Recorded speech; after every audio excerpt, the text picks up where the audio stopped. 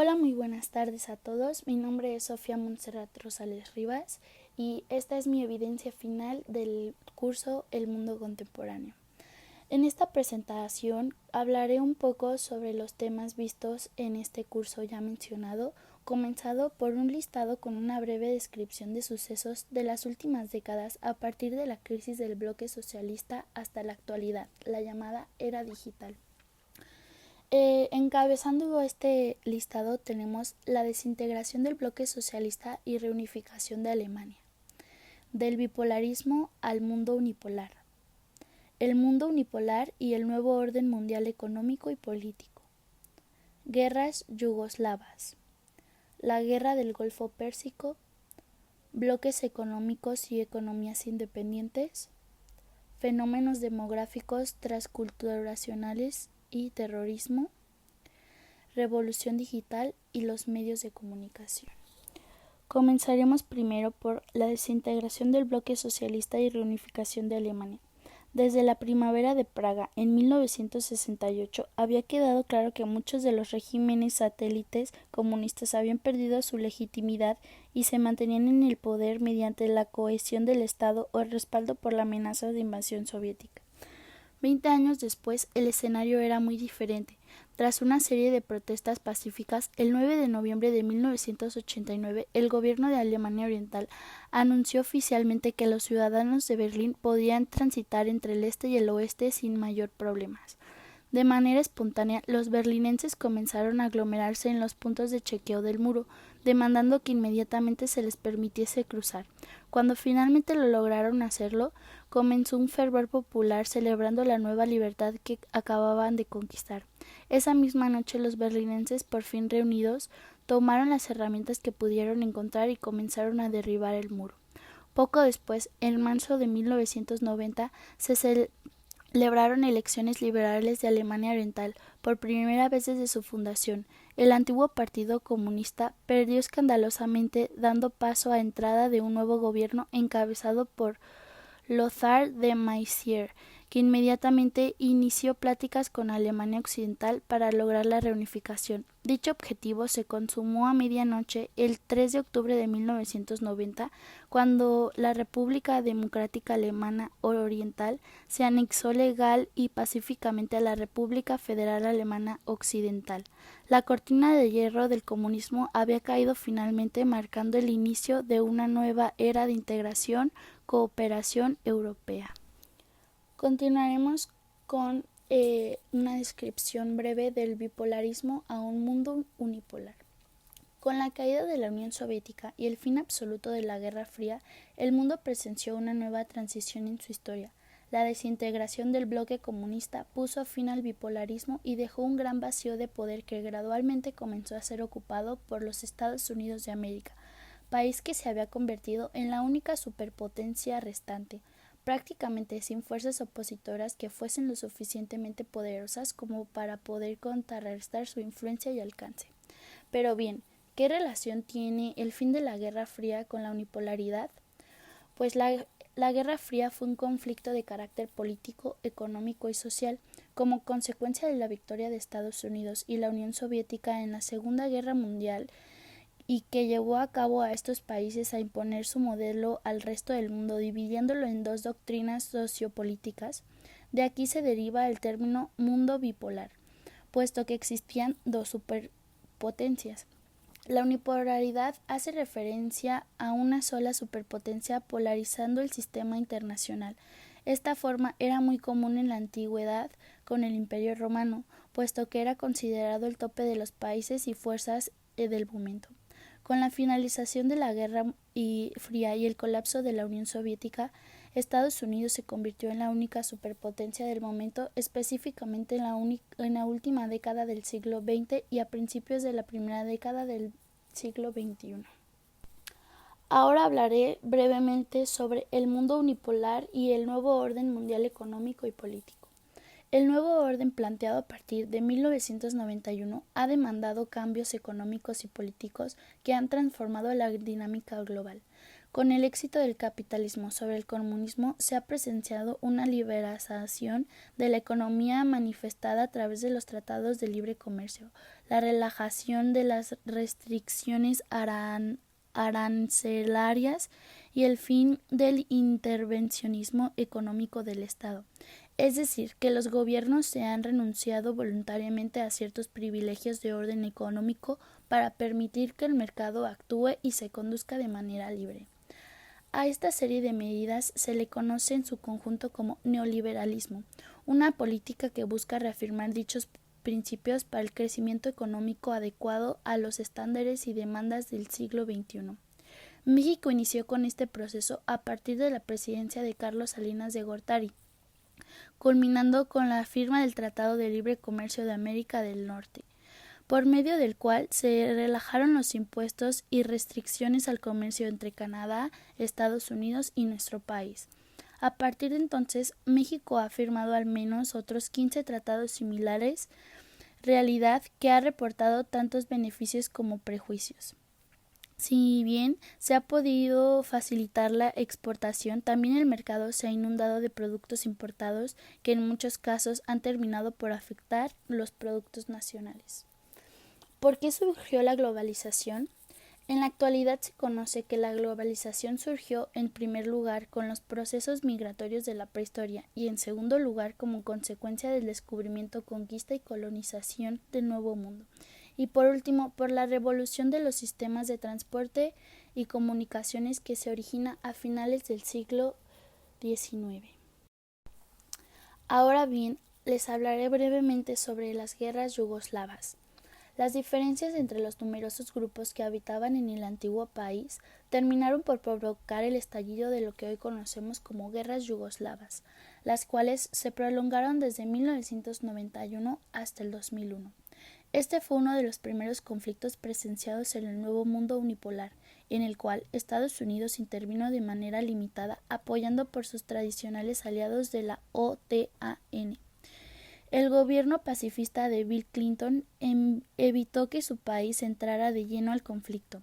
La guerra dejó cientos de miles de muertos, millones de desplazados, empobrecimiento y una región caótica que se había transformado de una formidable Estado multinacional y diverso a una colección de pequeños países con poder muy limitado.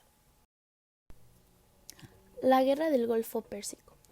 El conflicto se originó cuando Saddam Hussein, presidente y dictador de Irak, decidió invadir de manera unilateral a su país vecino, Kuwait. El 2 de agosto de 1990, las tropas iraquíes cruzaron la frontera y rápidamente se apoderaron del pequeño país, ocupando sus principales instalaciones militares y gubernamentales.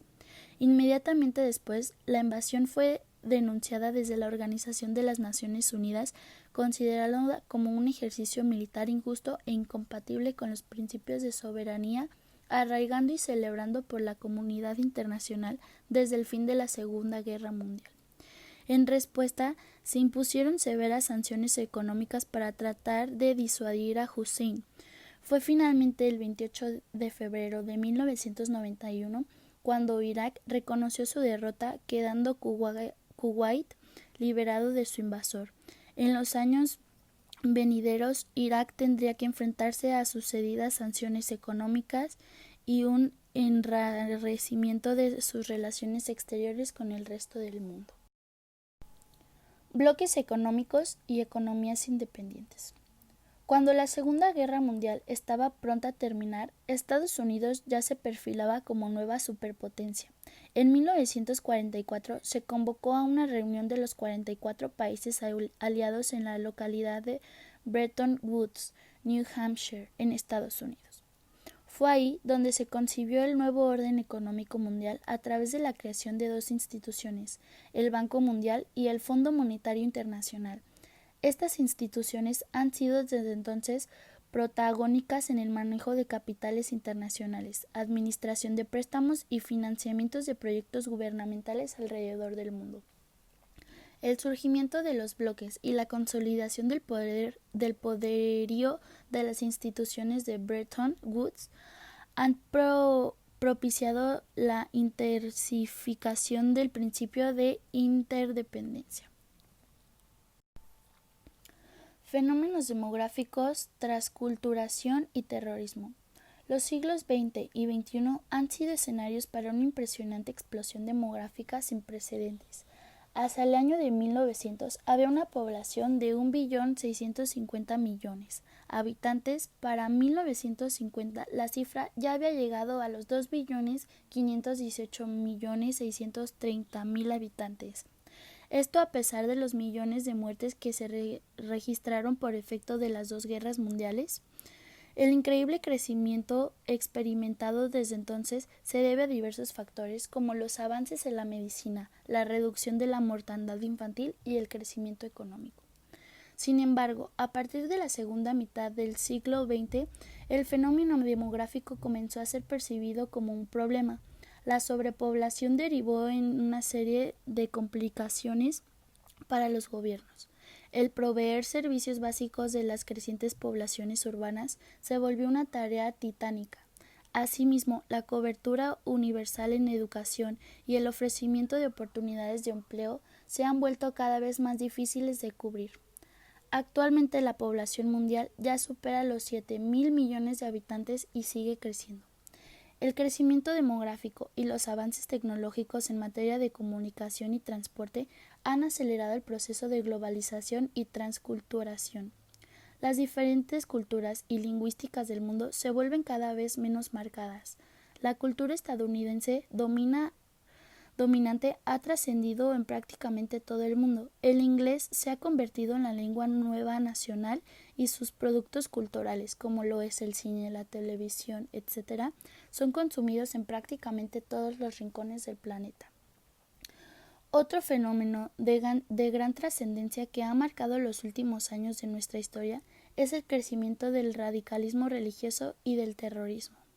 El evento más reconocido relacionado a estos temas fue el atentado terrorista a las Torres Gemelas de Nueva York el 11 de septiembre del 2001, suceso que propició un profundo cambio en el rumbo de la política exterior de los Estados Unidos y sus aliados. Como parte de las represalias, el gigante americano emprendió la invasión primero a Afganistán en 2001 y luego de Irak en 2003, conflicto en el que finalmente se derrocó la dictadura de Saddam Hussein.